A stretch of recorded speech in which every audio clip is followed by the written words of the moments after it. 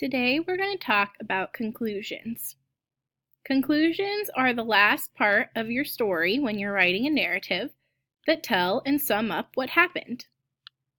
In the story Cinderella, it was all about Cinderella and a prince.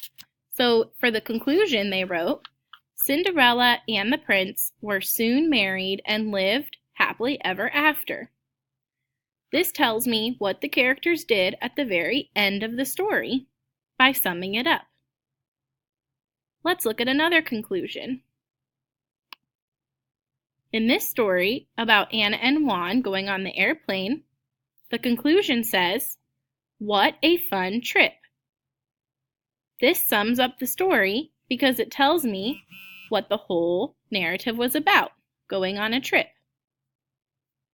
When you finish with a conclusion, you want to somehow write a sentence that tells the reader what the whole story was about in order to sum it up. Now it's your job to write a conclusion for a time that you were in a storm. Good luck!